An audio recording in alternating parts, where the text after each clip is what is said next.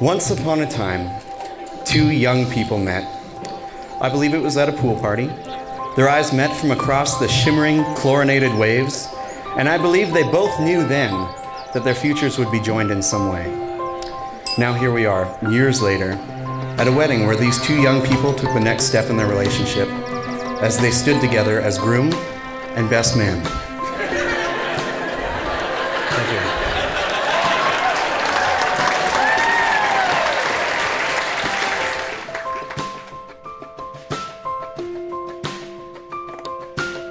First off, I just want to say congratulations. I know you two have been waiting for this day for a very, very long time. About 2 years back, I remember receiving an email from you, Kels, when I was in a tourist office in Thailand.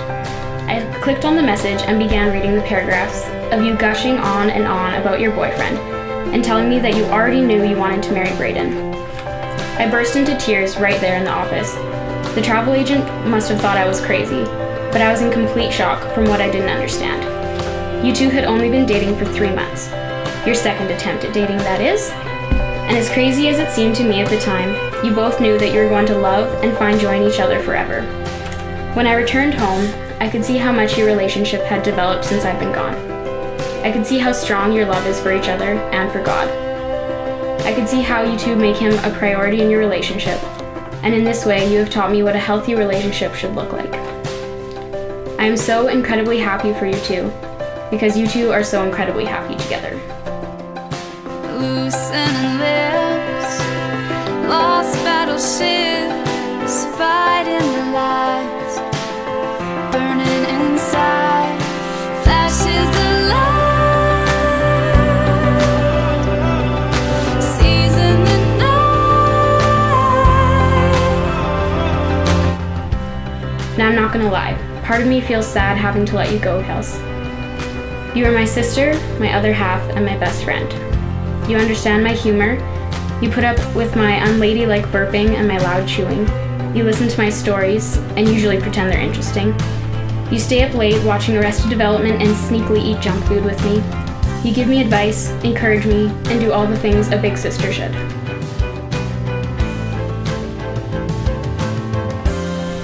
We spent our lives together, and seeing you move out and give your heart away to Brayden is a big change. But now I realize that this new step in life, this new adventure, doesn't change the fact that you are still my sister, my other half, and my best friend. Living is life,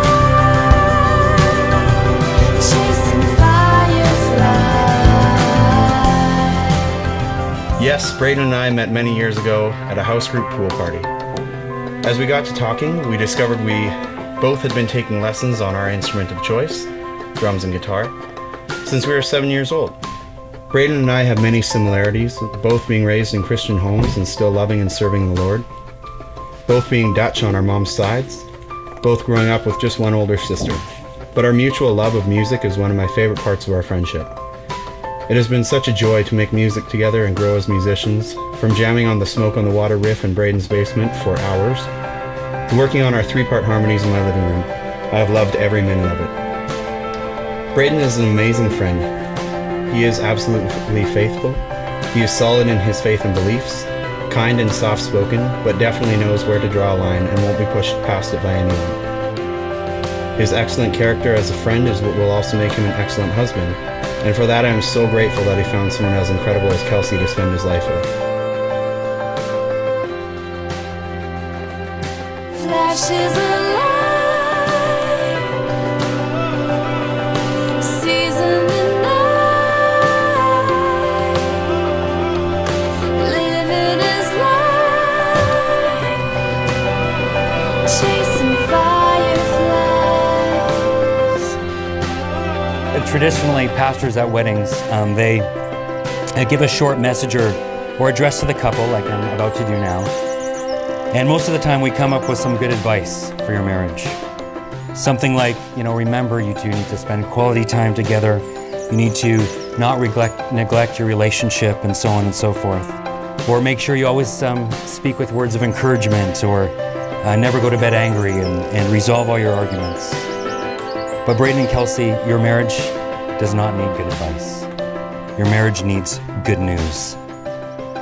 this good news will change your marriage. The more that you understand how Christ laid his life down for you on the cross and died for you in your place, the more compelled you will be to lay down your lives for each other. Are you ready? Why don't you join hands now? You can get nice and close because you guys are just like that and cute. I, Brayden, take you, Kelsey, to be my wife, and I promise before God and these witnesses to be your loving and faithful husband, in plenty and in want, in joy and in sorrow, in sickness and in health, as long as we both shall live. I, Kelsey, take you, Brayden, to be my husband, and I promise before God and these witnesses to be your loving and faithful wife, in plenty and in want, in joy and in sorrow, in sickness and in health, as long as we both shall live. Brayden and Kelsey have made their solemn vows to each other. They have confirmed their promises by the joining of hands and by the giving and receiving of rings. Therefore I proclaim that they are now husband and wife. Those whom God has joined together, let no one separate. Brayden and Kelsey, you now may kiss. Flashes of light, seasons of light, living is life, chasing fireflies. Flashes of light, seasons of night, living is life, chasing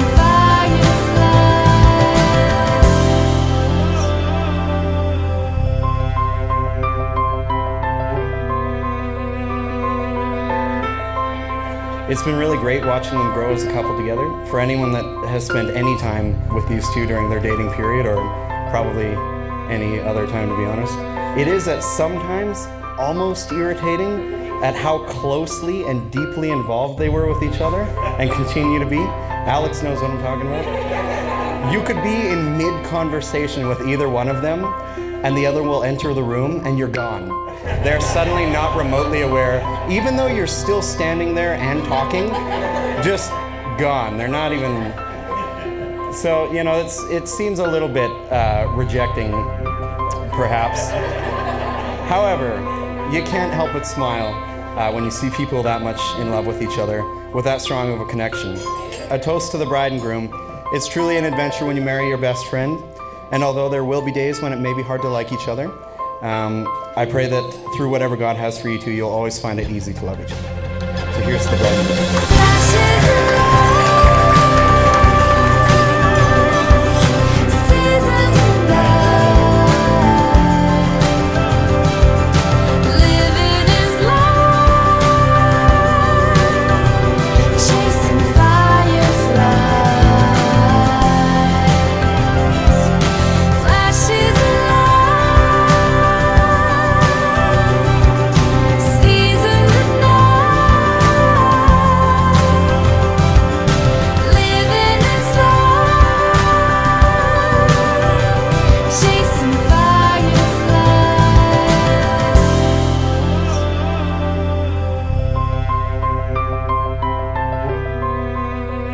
Back in the good old days of middle school, I was often called Kelsey, or Little Price, by teachers and older students.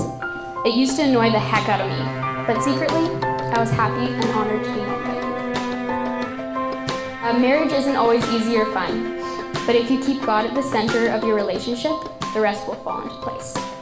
Pray often together, and remember love is a choice, not just a feeling. Kels, it's been an honor to be your maid of honor.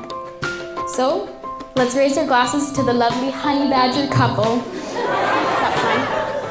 Have a holly jolly marriage. I love you both with all my heart. Congratulations. Ashes